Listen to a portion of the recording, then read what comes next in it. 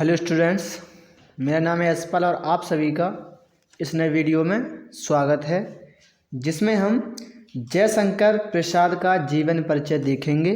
इससे पहले हमने आचार्य रामचंद्र शुक्ल का जीवन परिचय कंप्लीट कर लिया और समझ लिया है। ठीक है, तो उसी पार्ट का सेकंड वीडियो है ये, और मोस्ट इम्पोर्टेंट है ये भी, हमारा जीवन परिचय और वो भी, मतलब कि या तो दोनों याद हो जाएंगे हमें, तो इनमें से एक या तो जयशंकर प्रसाद का आ जाएगा जीवन परिचय या फिर आचार्य रामचंद्र शुक्ल का आ ही जाएगा, कन्फर्म है। ठीक है, तो ये और याद कर ले रहे हैं, तो ये हमारे जो नंबर हैं वो कन्फर्म 5 नंबर कन्फर्म हो जाएंगे। तो चलिए फिर हम देखते हैं फिर जयशंकर प्रसाद का जीवन परिचय। जीवन परिचय देखते हैं क्या क्या हुआ था, क्या क्या उनके जीवन में घटनाएं घटी वो हमें जानना है।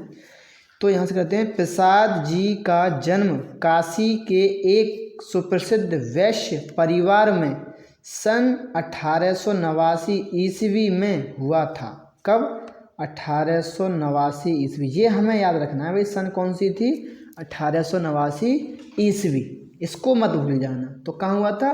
प्रसाद जी का जन्म काशी के एक सुप्रसिद्ध वैश्य परिवार में सन 1889 ईस्वी में हुआ था। काशी में उनका परिवार सुंघनू साहू के नाम से प्रसिद्ध था। काशी में जो उनका परिवार था वो किसके नाम से प्रसिद्ध था? सुंघनू साहू। इसका क्या कारण था वो अभी आगे देखेंगे, क्यों बुलाते थे उनको सुंघनू साहू के नाम से लोग।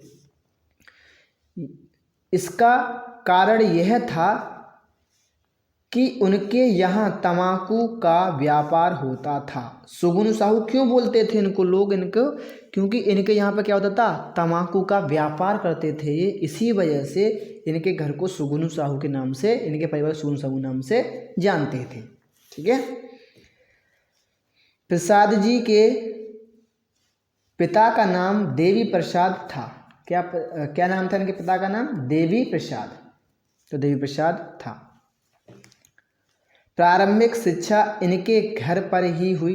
देखो ये तो एक नॉर्मल सी बात है कि हर एक कोई राइटर हो या कोई कवि हो, कोई भी हो, उनकी जो प्रारंभिक शिक्षा होती है छोटे छोटे होते हैं तो घर पर ही तो होती है। कोई ऐसा तो नहीं अपने बच्चों को बाहर भेज देता हो पढ़ने के लिए। तो अधिकांश में तो ये लाइन सिंपल सेम रहेगी कि भाई सबकी प्रारंभिक शिक्षा कहाँ होती है? घर पर होती है। तो घर पर ही हमें केवल बना बना के लिखना है, मतलब कि इनकी बातें लिखनी है। ठीक है, तो ये तो एक कन्फर्म है, हर एक में आप लिख सकते हो, कोई दिक्कत वाली बात है। हर एक जीवन परिचय में इस लाइन को लिख सकते हो, इससे कोई दिक्कत वाली बात है नहीं, क्योंकि हर एक कवि का या लेखक का प्रारंभिक शिक्षा कहाँ पर होती है? घर पर ही होती है उसकी। ठीक है, 12 वर्ष की उम्र में प्रसाद जी के पिता का स्वर्गवास हो गया। जब वो 12 वर्ष के थे तब क्या हुआ? एक घटना घटी कि उनके जो पिताजी थे उनकी मृत्यु हो गई।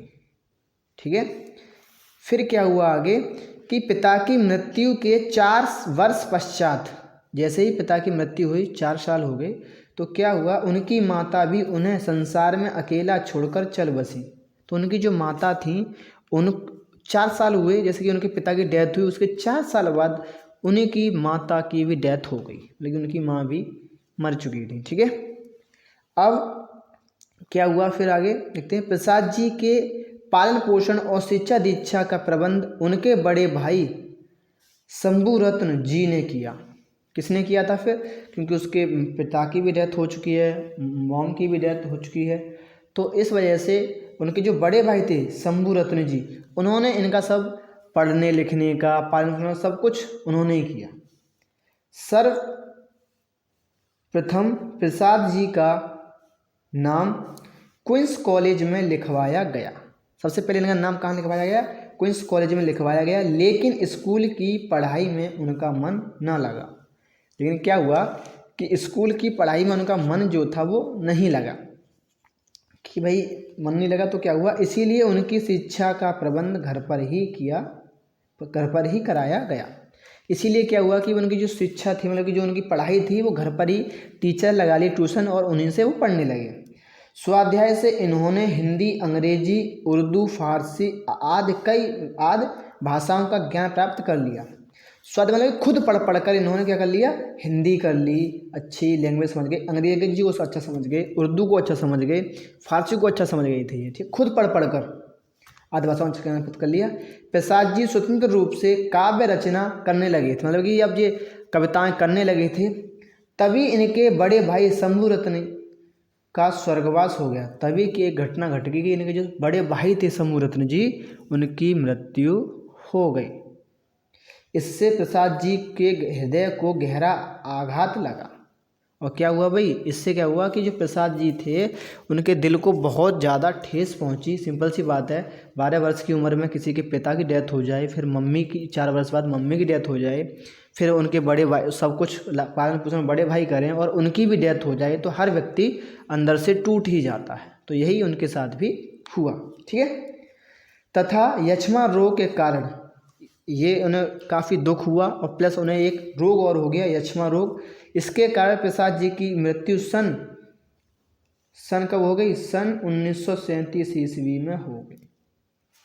सन 1937 ईस्वी में हो गई। तो एक मोटी मोटी बातें आपको याद रखनी है। ये इतनी देखो, मैंने बहुत ही कम बातें लिखी हैं अपनी तरफ से, बना के लिखा है, मतलब कि बहुत ही कम बातें लिखी हैं। अगर आप इन बातों को याद कर लेते तो ज़्यादा बातें तो है नहीं, बहुत ही कम बातें हैं, तो आसानी से याद कर सकते हैं। एक बार जल्दी से देख ले रहे हैं क्या हुआ था कि भाई प्रसाद जी का जन्म कहाँ हुआ था? काशी के एक सुप्रसिद्ध परिवार में हुआ था सन 1889 ईस्वी। ये बात आपको याद रखनी है। और इनका जो परिवार था वो किसके नाम से प्रसिद्ध था? सुगुनु साहू के नाम से प्रसिद्ध था। क्यों बुलाते थे लोग इनको सुगुनु साहू? क्योंकि ये इनका किसका था? तंबाकू का व्यापार करते थे इसलिए। ठीक है। इनके पिता का नाम क्या था? देवी प्रसाद था। और इनकी प्रारंभिक शिक्षा घर पर ही हुई, ये नॉर्मल सी बात है। और 12 वर्ष की एज में इनके पिता की मृत्यु हो गई और 4 वर्ष बाद ही इनकी फिर क्या हुआ? माता की मृत्यु हो चुकी थी। फिर जब माता पिता की मृत्यु हो गई तो इनकी जो शिक्षा दीक्षा पालन पोषण किया था उनके बड़े भाई शंभु रत्न जी ने किया था। सर्वप्रथम इनका नाम कहाँ लिखवाया? क्वींस कॉलेज में लिखवाया गया।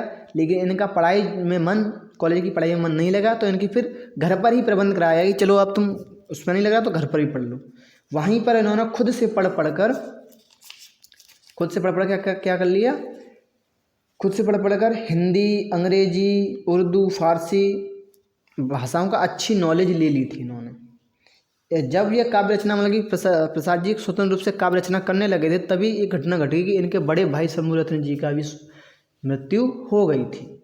जब मृत्यु होगी तो इन्हें काफ़ी ज़्यादा दुख हुआ और दुख के कारण उसी दुख में इनको एक रोग ने भी पकड़ लिया जिसका नाम था यक्ष्मा रोग। और इसी रोग के कारण इनकी मृत्यु सन 1937 ईस्वी में हो गई।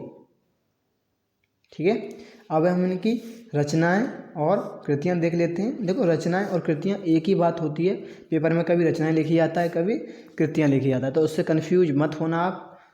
तो हम देखते हैं, तो इनकी काफ़ी सारी रचनाएं हैं। पहली है काव्य में इन्होंने क्या क्या लिखा भाई? आंसू, कामायनी, चित्रधारा, लहर। आपको कोई 2 याद रखनी है, मैंने ले लिए यहाँ पे। कहानी में आंधी, इंद्रजाल, छाया, प्रतिध्वनि। उपन्यास में तितली, कंकाल, इरावती। नाटक में सज्जन, चंद्रगुप्त, स्कंदगुप्त, अजातशत्रु, ध्रुवस्वामिनी। ये आपको शायद दिखाई दिया होगा। नाटक में सज्जन, चंद्रगुप्त, स्कंदगुप्त, अजातशत्रु और ध्रुवस्वामिनी। ठीक है। तो आपको 2 याद रखनी है इनमें से, मैंने यहाँ पे लिख लिए हैं, पर आपको 2 तो 100% याद रखनी है। कोई भी रख लो आप, वो आप उसमें पेपर में लिख सकते हैं। तो हमने 2 जीवन परिचय कंप्लीट कर लिए हैं। एक कर लिया है हमने आचार्य रामचंद्र शुक्ल का और दूसरा कर लिया है हमने जयशंकर प्रसाद का। तो हमारे जो गद्य में जो लेखक के हमें जो जीवन परिचय करने थे वो कंप्लीट हो चुके हैं। अब हम आपकी अगली वीडियो में लेकर आएंगे पद्य से के जीवन परिचय। ठीक है। तो फिर हम मिलेंगे अगली वीडियो में। तब तक के लिए जय हिंद, जय भारत।